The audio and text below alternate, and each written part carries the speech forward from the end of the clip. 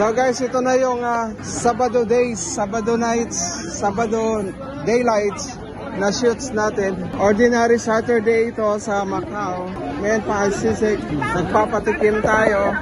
So ngayon nagdi-deliver ako ng mga paninda. So gamit ang trolley. So ang daming tao. Ganito kadami ang turista dito sa Macau kapag Sabado. Sabado, maraming turista. Dahil malapit tayo sa Putol or Ruin of St. Paul. So ngayon mag-deliver tayo ng mga cookies gamit ang trolley. So ganito ang nangyayari sa Macau kapag Sabado. Ang daming tao, tapos normal lang ito na days, hindi holiday. Normal na Sabado lang. Tayo ay magdi-deliver ng mga cookies dito sa kabilang store. So ganito yung get up natin. May siya. Mgoy. Para na dito ang Divisoria, guys. Dadaan ang hari. Ayun shout out. Vlog tayo, vlog. Ay may maraming Pilipino ngayon, mga turista. Siyempre, pag Pinoy, alam na kung saan napupunta ang mga Pinoy. Alright, go lang tayo. So ganito karami ang tao dito sa Macau. Hindi naman ito araw-araw na nagdi-deliver ako. Kapag meron lang mga delivery, ang kailangan itawid ito doon sa kabilang store. So isa lang to sa mga trabaho ko dito sa Macau. Tuloy-tuloy lang para sa ekonomiya. So yan yung isa sa mga busy na tindahan dito sa Macau. So malapit na tayo sa aming store, sa isang shop namin kung saan tayo magdi-deliver. So yan yung mga tinda dito, jerky meat. At nandito na tayo sa shop namin. So ituloy natin ang ating delivery, pangalawang balik na ito. Gamit ang aming trolley na nilumot na ng panahon. So sa daming tao, dahil Sabado ngayon, traffic. Nito yung so ang daming tao sa tikiman. Ayan ang tanyag dito na brand ng mga cookies. Koi. So tuloy ang vlog kahit nakatrabaho on duty. Dahil vlog is life, kaya naman tuloy lang tayo. Ang dami talaga in-check, guys, tignan nyo. Ay, Losay. Parang may procession, guys, papunta doon sa simbahan. Yun. So dito naman tayo sa harap. So halo-halo na yung balat sa Tinalupan dito, guys. Dahil siyempre tourist spots ito. Dito nagtipon-tipon ang mga turista. Alright. So ito na yung pangatlo nating balik. Hindi lang ako nakapag-vlog nung una, pero yung pabalik, basta ito pangatlo na. Walang joke. So ito yung i-deliver natin ulit doon sa tindahan nila. Tuloy-tuloy ang vlog. Amgoy. Guys, pag sinabi ko amgoy, ano yung excuse me? Sisi. Amgoy. Dahan-dahan lang tayo. Kasama na dito ang Petix. So guys, akala nyo parang Divisoria, no? Pero wala tayo sa Divisoria. So traffic. So pabalik naman na tayo ngayon. So makikita niyo konti lang yung tao. Background ko sa likuran. Hello, Johnson. Guys, Shushiyo Kaya? Shushiyo. Yung mga kaibigan natin na Chinese dito. So yan ang putol at kalagayan dito sa Ruin of St. Paul. Konti pa lang ang tao. So dire-diretso tayo. Vlog is life, kaya naman itawid natin ang araw para matapos na at uwian na agad. So sa ating pagpapatuloy na ating trabaho dito sa Macau, tuloy-tuloy lang ang ating trabaho dahil parte na ito ng ating kontrata bilang isang OFW dito sa Macau. Kaya naman sa pagtatapos ng aking vlog at naipakita ko sa inyo ang trabaho ko dito sa Macau. So kahit mahirap, kakayanin dahil isa lang ito sa paraan na para maitawid natin ang ating financial stability. Sa susunod na mga taon ay siguro mabubuksan na natin ang ating negosyo. Alright? So magpapasalamat na ako sa inyong suporta dahil kung wala kayo ay wala rin akong kikitain dito sa aking vlog. Pitanggulo. Pitanggulo. Ay, may. Pitanggulo, wari ko ha. Gawin na pong singlelo ila. Singlelo ay Pitanggulo. Yasito Belly. Viral ito ngayon sa TikTok. Pitanggulo, Korean coated ice. Meron ni strawberry, grapes, and cherry. Kaya bili na. Pitanggulo, pitanggulo. Pitanggulo, pitanggulo. Isa to sa trabaho ko ang magbenta ng pitanggulo. Pitanggulo, yawa. May. San sa kwayak ko. San sa kwayak ko. Pitanggulo, pitanggulo. May. Ang dami ko na binibenta, pitanggulo. Ito yung viral ngayon sa TikTok. Viral in TikTok, pitanggulo, si strawberry, coated candy, frozen fruits. So lahat kami dito nagtitinda. Pitanggulo ng pitanggulo. Pitanggulo, yawa. Dito kung sing lelay la, dito sing lelay. Diba? Pitanggulo, si Tobeli, yawa. Ito ang OFW na pasaway sa sa Macau.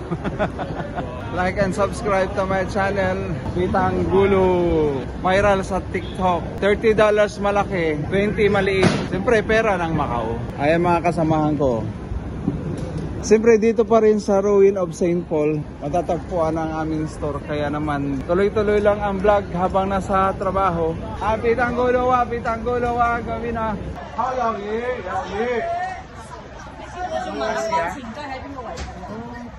Parang magka-resemblance kayo. Same face, Family. Parang siya. Uncle.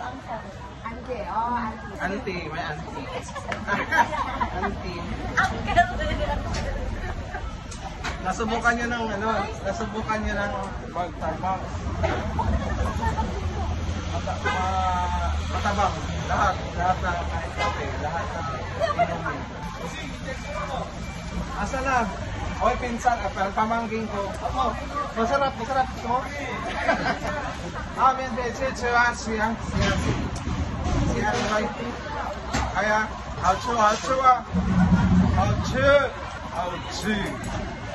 好吃。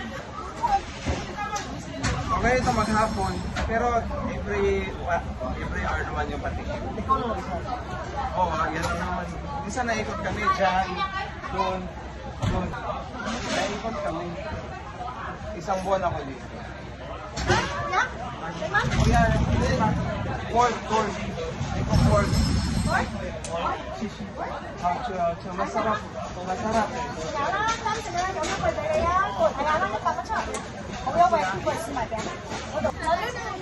Hindi, pag maano kami dyan sa ibang lahi. Pag meron pa ito, ano mo dadake? Ay, Korean. Makanyaw na sa'yo kagad. Tingin kayo doon. Ano lang, para matignan nyo yung kung anong meron doon sa loob. Ano mo na mabulyaw? Nung unang punta ko dito, 5, 27. Hanggang ano lang to, April. Nating March. Magwalot na yung pawis at saka lupa. Pero nag-fight pa rin din. Hindi na naulit. Pababa na ng pababa. Hindi na nga mataas na. Welcome back. Welcome sa Macau. Yan yung aking pamangkin. Yung ating tawag sa pamangkin. Siyempre. Ano na sige lang. Tapos tingin-tingin ko. Hindi, yun yung mga ito, meron tong feeling na pork. Assorted seaweed. Huwag mo lang kainin yung seaweed. Kunti, pwede naman yan sa ilang. Kunti, may allergy ka. Huwag lang yung Hindi! May ano din ako? Japan. Japan! Konnichiwa. Sa biyahe natin ba, dapat may kainin tayo. Ayan. Saan ka ba mo sa Japan? Forklift driver. Ganun. May mga ganun yan. Forklift driver mo tayo. Ito masarap to, nougat. Ay, nougat. May ano, jelly, gami-gami. Ito, milk almond. Dito, ba't ano, parang masarap to? Ano to, strawberry? Ano yan? Meat. Yung ganun, no? Sabihin mo na lang kay Tita Eden, kay Tita Cynthia na ito yung ibigay mo, bitbitin namin. Magdadala kayo. Kay Tito Cynthia na to. Wala ito. Yan ay 28. 28. O ito na lang sa ano, sa baril. Ano? Oh, kay Eden, kay Lilith. Ito. Itimbang siya ng more than half kilo. Pwede natin dalawang lalagyan yun. Ito, more than half kilo. Kung may pagbigyan mo yung family, pwede dalawang lalagyan. Sayang din yung ano, bawas. Nandito na uli ang pamangking. Uwi sila kasi kakasal na sila. Ikakasal na. Ipagluto ko ngayon ng pusit. Huwag na kasi bangon siya. Ikaw. Ito yung ano, sikat, tanggulo. Ano laman? 31, yun oh. Fresh strawberry at saka grapes. Merong mix. Ako lang. Ani kabi, ani kabi. Tanggulo yan po. Isak man. Chomoy. Mix ni ko. Chomoy. Lychee. Hindi siya grapes. Korean ano yan? Korean candy. Nag-i-explain ako, hayaan mo lang, umuo ka na lang nakadito. Ito, strawberry, ito grapes, ito, ang tawag lang itabol. Edible. Edible, itabol. Edible plastic like. Amalai Shinai can chi chi, ye chi chap yao de wa.冰淇淋要吃吃，看吃吃要吃要有爱。Ama来吃那看吃吃也吃chap要有爱ya tanggulo. So ito sa mga shop ng boss namin. Ang tinda namin ay sugarcane, fresh juice, sugarcane, coated candy, strawberry, mga soft drinks, ice cream, at saka yogurt. Fresh yogurt meron dito, ma'am. Ay, pai kwai chi ha dito wa. Tan chen hanyang beng. Ama lai shi na yao yao wa dito wa. Ye chi chap kan chi chi. Mami ah. Kan chi chi. Ay, may mga Pilipinong bumibili ngayon. So ganito ang area kung saan ako nagtatrabaho dito sa Macau. So isa-isang tourist spots na ang tawag ay Ruin of St. Paul. So hindi kompleto ang biyahe mo kung hindi ka pupunta dito sa Ruin of St. Paul. Kung saan dito ako nagtatrabaho. Senai. Amalay Senai. Ersu kwa ika. Tifu bao kui. Hi.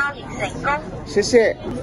So nagbayad si Miss Tylok yan, China citizen ng Chifu Pao. Yun, Alipay. 20是什么样子的？看一下。西高窑、榴莲、一七窑。什么样子？阿马来西亚窑。哦，不用了，不用了。不用。So, yan yung mga customer namin. Sir. Yan, mga Mandarin yun. Nakakatawa. So, natutunan na rin ako mag-intindi ng sir. Ganun sila magsalita. Parang ang dialect nun, mga probinsyang dialekto, kaganya Ilonggo, may mga Cebuano. Sa Mandarin, may iba't ibang klase. So, 20 or more than 100 yata yung language nila. So, nagkakaintindihan sila sa salitang Mandarin or Putonghua. Ay, mga salitang Shishi. Yan. Simple Mandarin yan. So, ganito ang trabaho. Yan. Nagkalat ang pera. Ito yung trending ngayon. Ang tanggulo. So, meron siya dito. Frozen yan na candy. Yan. Ito.